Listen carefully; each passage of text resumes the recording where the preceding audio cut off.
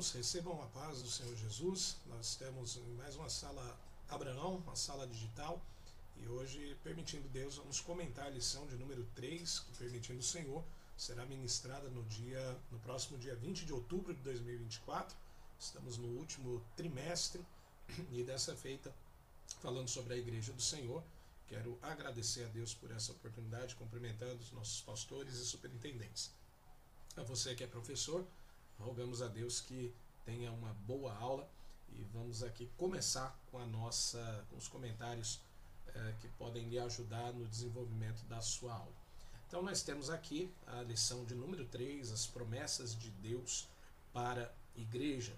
Texto áureo, Mateus capítulo 16, verso de número 18. Pois também eu te digo que tu és Pedro, e sobre esta pedra edificarei a minha igreja, e as portas do inferno não prevalecerão contra ela. Verdade prática, as promessas de Deus para a igreja são gloriosas, promessas de vida eterna, de poder, glorificação e glorificação final do nosso corpo. A leitura bíblica em classe está em Mateus capítulo 28, verso 18 a 20, também Marcos 16, 15 a 18 e Atos capítulo 1, do verso 6 a 8, que passamos a ler agora. Mateus 28, 18, chegando-se Jesus, falou dizendo, é-me dado todo o poder. Importante aqui é logo após a ressurreição de Jesus, tá? Então Mateus 28, ele fala, é-me dado todo o poder no céu e na terra, portanto, né, uma vez que foi dado esse poder, ide ensinar em todas as nações, batizando-as em nome do Pai, do Filho e do Espírito Santo, ensinando-os a guardar todas as coisas que eu vos tenho mandado. E eis que estou convosco todos os dias até a consumação dos séculos, assim seja. Amém. Marcos 16, verso 15, também, ide por todo o mundo, pregai o evangelho a toda criatura, e quem crê e for batizado será salvo, mas quem não crê será condenado. Esses sinais seguirão aos que crerem, em meu nome expulsarão demônios, falarão novas línguas, pegarão nas serpentes e beberem alguma coisa mortífera, não lhes fará dano algum, imporão as mãos sobre os enfermos e os curarão. Atos capítulo 1, verso de número 6, aqueles, pois, que se haviam reunido, perguntaram-lhe, dizendo, Senhor, restaurarás tu neste tempo o reino de Israel? E disse-lhes, não vos pertence saber o tempo ou as estações que o Pai estabeleceu pelo próprio poder, mas recebereis a virtude do Espírito Santo, que há de vir sobre vós, e semeis testemunhas, tanto em Jerusalém, como em toda a Judeia e Samaria, até os confins da terra. Amém?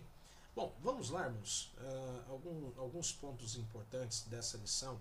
Essa lição tem uma proposta de falar os papéis da igreja, de trazer um pouco a natureza da promessa de Deus para a igreja, qual que é as promessas de Deus para a igreja. Então nós temos a natureza, quais são as promessas e também as condições, né, para viver essas promessas, uma vez que elas são condicionais, né? A palavra-chave para essa lição é igreja, né? Então o foco da nossa lição passe aos alunos que o foco dessa lição é falar sobre a igreja.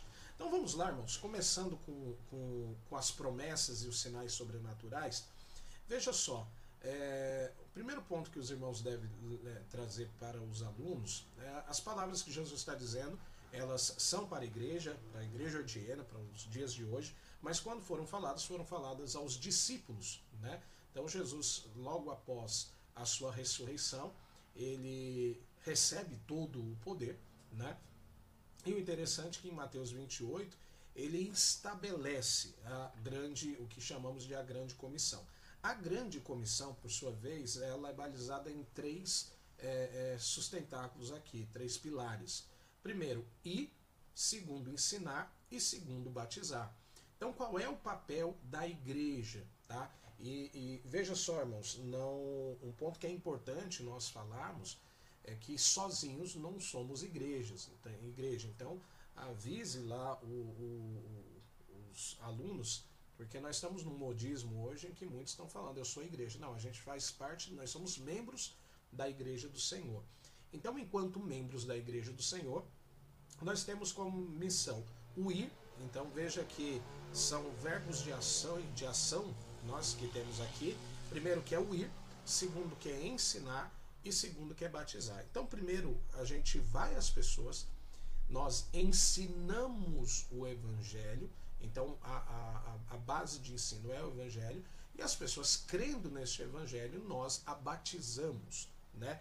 Então, dessa forma, a igreja como igreja de Cristo, nós devemos proclamar a mensagem de arrependimento e salvação, e nós devemos esperar que milagres em nome de Jesus aconteçam como realidade do reino de Deus que ele está agindo no mundo. Veja só, um ponto que nós vemos aqui no Evangelho de Marcos, isso é importante salientar, estes sinais, versículo 17, estes sinais seguirão aos que crerem.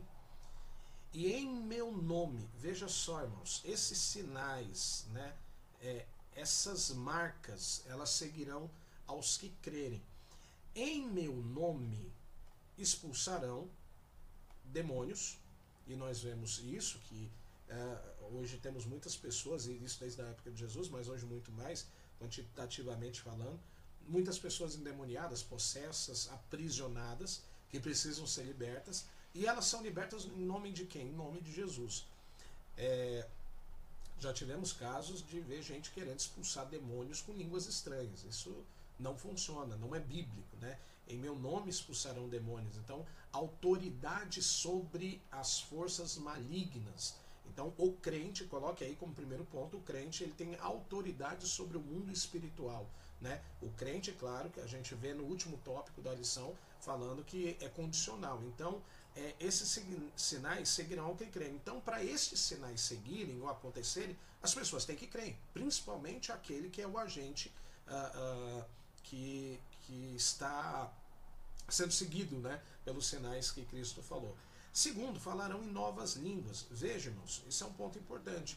Esse falar em novas línguas é a evidência, né, nós vemos em Atos 2, que a evidência do derramamento do Espírito Santo se dá justamente neste momento em que eles falam em novas línguas. Claro que ali era uma glossolalia, eles estavam falando em outros idiomas de nações que estavam ali, não eram línguas celestiais especificamente, né?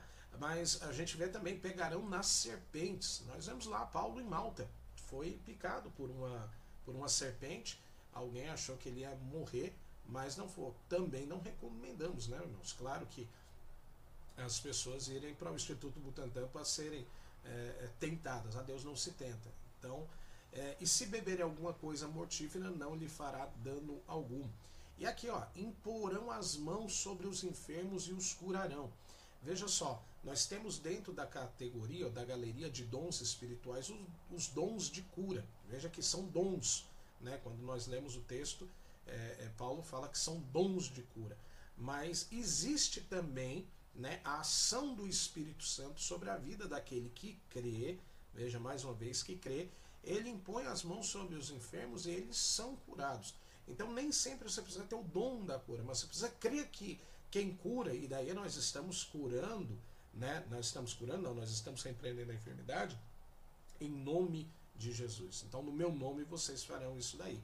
Mas, então, veja só, que a promessa dos sinais sobrenaturais da igreja, elas acompanham os crentes. Então mostra isso daí em Marcos 16, que nós temos esses sinais sobrenaturais. Para que aconteça isso, daí veja que nós temos no segundo tópico, falando que a promessa precisa ter o revestimento de poder. Eu costumo falar que revestimento, irmãos, essa palavra aqui, revestimento, ela fala de revestir, ou seja, vestir por cima. Tá? Isaías fala que nós somos vestidos de vestes de salvação. Isaías diz: alegrar-me-ei, regozijar-me-ei muito no Senhor. Por quê? Porque ele me vestiu de vestes de salvação. Aqui o Senhor ele tem um revestimento de poder. Então, como promessa, né, o Senhor fala em Atos capítulo 1, recebereis a virtude do Espírito. Tá?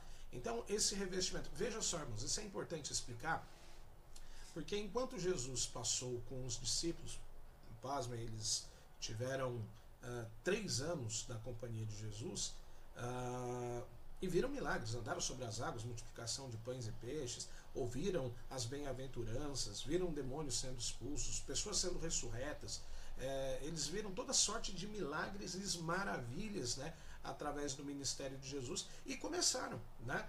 Veja até que eles chegaram a expulsar demônios, saíram para pregar, voltaram determinada feita, chateados, porque não conseguiram expulsar uma legião de demônios, e o Senhor falou, só sai com jejum e oração. Mas quando Jesus morreu e chegou a notícia, era uma notícia notória para eles, nós vemos Pedro voltando a pescar. E junto com ele foram os demais discípulos voltar a pescar. E Jesus, depois de ressurreto, ele volta lá e traz de volta a Pedro, os discípulos, né, na frustração daquela pesca.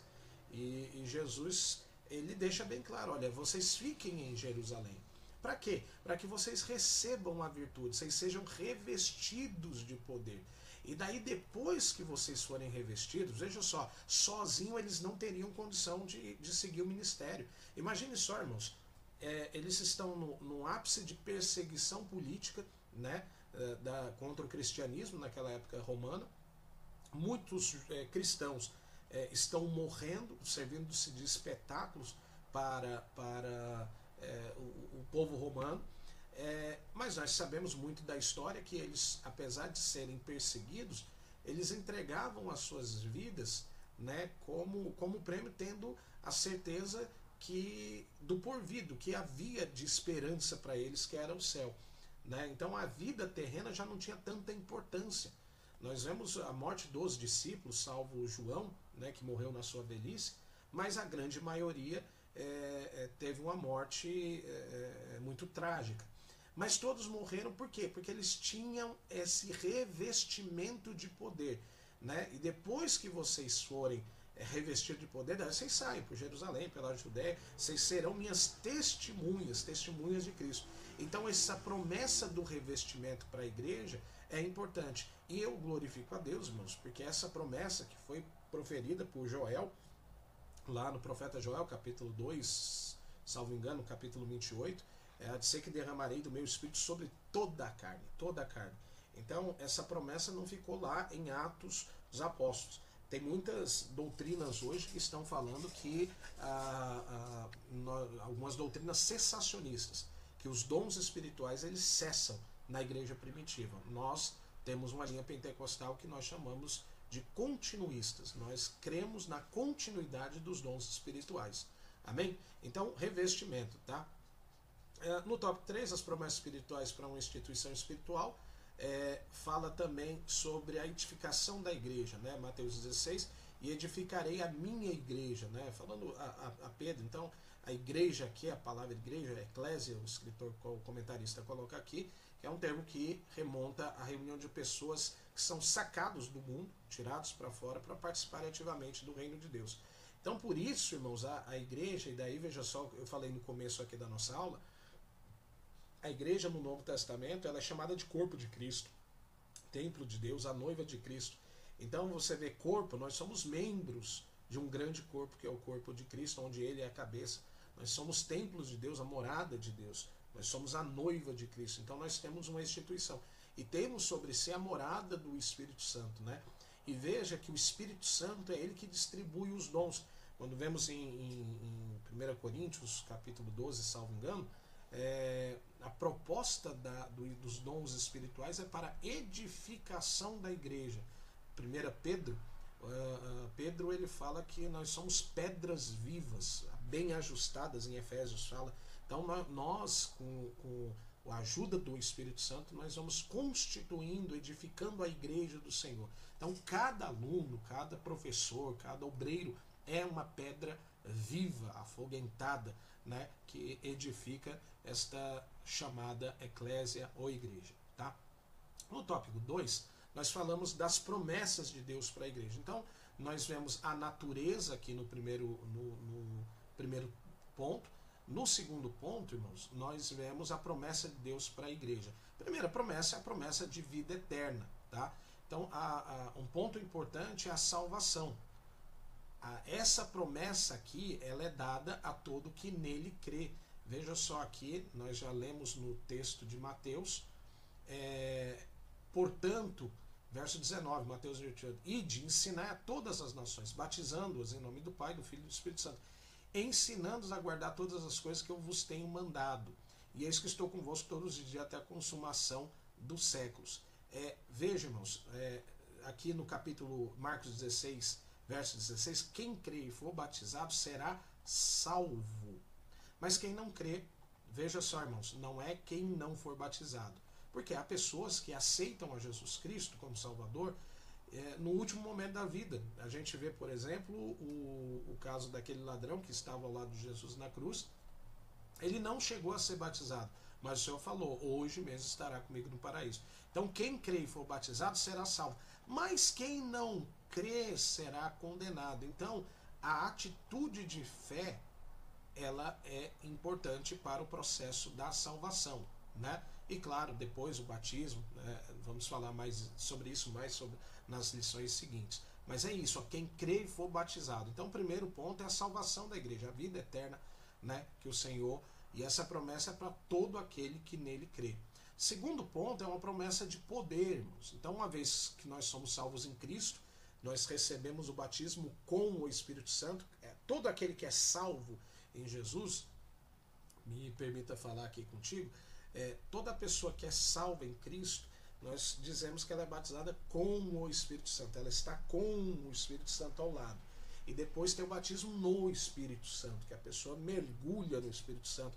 Veja lá, Ezequiel 47 fala das águas, né, purificadoras, e o profeta diz que quando a água cobriu a sua cabeça, ele não tinha mais como andar, né, atravessar nado. A água que conduzia. Então, um dos símbolos do Espírito Santo são as águas. Então, quando a pessoa é batizada com o Espírito Santo, que o Espírito Santo convence a pessoa da justiça, do pecado, do mal, essa pessoa ela começa a ter uma vida transformada. Depois ela recebe, quando está batizada no Espírito Santo, ela começa a receber dons espirituais, começa a receber poder do alto. E cada um recebe um talento, conforme é dado à igreja. E a gente vê que ao longo da história, Deus ele tem levantado homens cheios do Espírito Santo para darem continuidade à obra da igreja. Nós recomendo a leitura de um livro dos 100 anos da história da Assembleia de Deus, e nós vamos ver quantos homens foram cheios do Espírito Santo de Deus. Aqui eu tenho um livro que eu comento com os irmãos, este livro aqui, né? Os acontecimentos que marcaram a história das Assembleias nos 100 anos. E é um livro muito bom para ler, que não tem, recomendo que tenha, mas nós vemos aqui homens, mulheres, que foram cheios do Espírito Santo de Deus desde a fundação da nossa igreja no ano de 1910. Então nós temos missionários que foram cheios do Espírito Santo lá nos Estados Unidos, na Rua Azusa, migraram para o Brasil, trazendo esse Espírito Santo, né? E hoje o Senhor está ministrando essa aula, eu creio que cheio do Espírito Santo de Deus. Também nós temos a promessa da glorificação do nosso corpo. Amém? O texto de Atos 1:11, né, sobre a ascensão de Cristo, o anjo fala: varões galileus, por que estáis olhando para o céu? Esse Jesus que dentre vós foi recebido em cima do céu, há de vir assim como para o céu vistes ir. Então, uma das esperanças do crente é a glorificação do nosso corpo. Mas isso acontece, é o último tópico que nós vamos falar daqui a pouco, né? O nosso corpo também vai ser transformado. O nosso corpo, Paulo fala que o corpo que é corruptível, aquilo que é corruptível, tornar-se-á incorruptível. Então nós vamos ter essa incorruptibilidade, ou seja, o corpo que se corrompe, ele não se corromperá mais. Nós teremos um novo corpo, estaremos a estatura de varão perfeito. O mestre, o professor deve neste momento estar questionando: pastor, qual que é a estatura de varão perfeito? Como que é esse corpo? Não temos uma definição, uma concordância bíblica para isso, mas nós teremos um corpo espiritual e chegaremos no céu com esse corpo. Então seremos semelhante como ele é, nós o veremos face a face. Segundo a Bíblia Sagrada, nós vemos no Antigo Testamento que o homem não tinha, por conta do seu pecado, não tinha condição de enxergar a Deus, de ver a Deus com o olho nu, né? Mas no Novo Testamento há uma promessa de vermos ele como ele é face a face.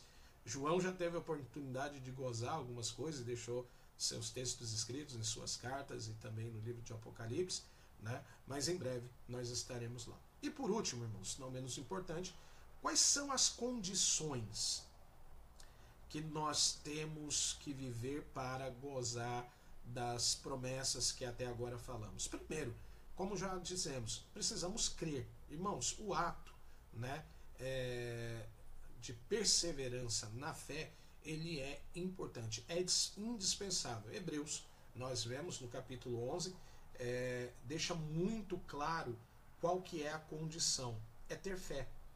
Veja aqui comigo, né? Ora, a fé, ela é o firme fundamento das coisas que se esperam e a prova das coisas que não se veem.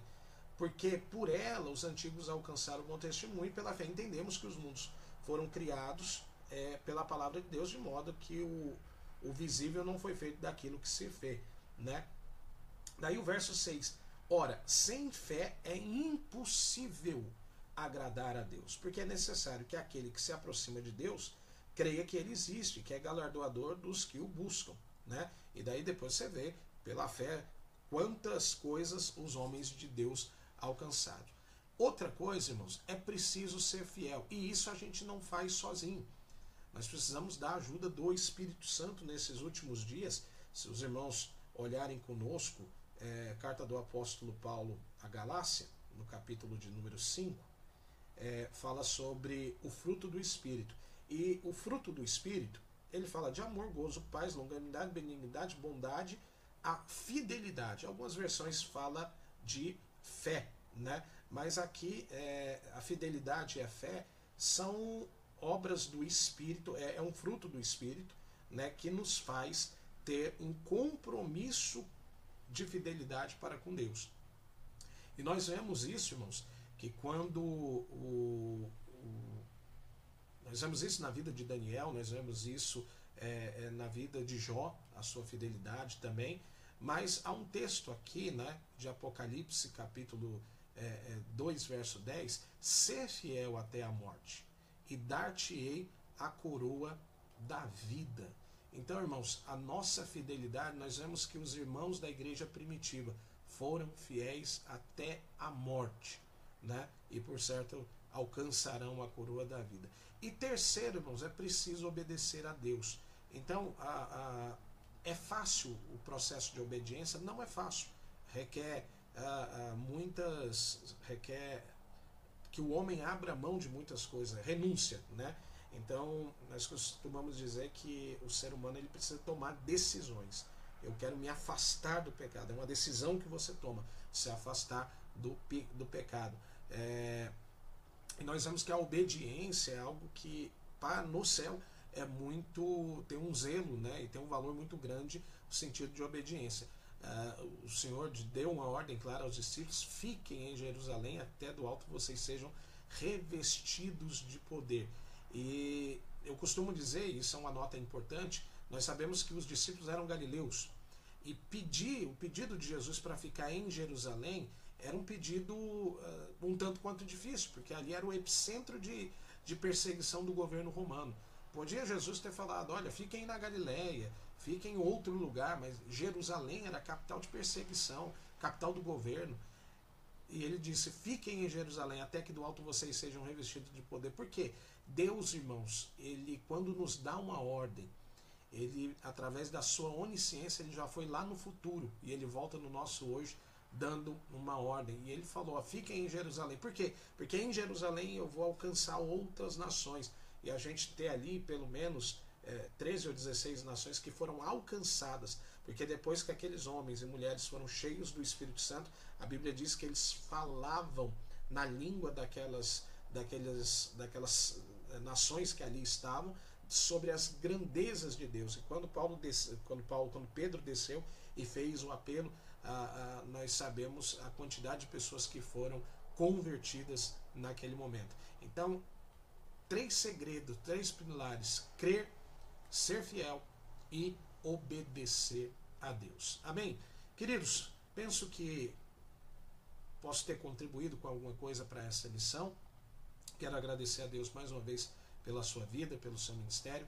Que Deus continue te abençoando, abençoando a tua aula e abençoando a tua igreja e os teus alunos.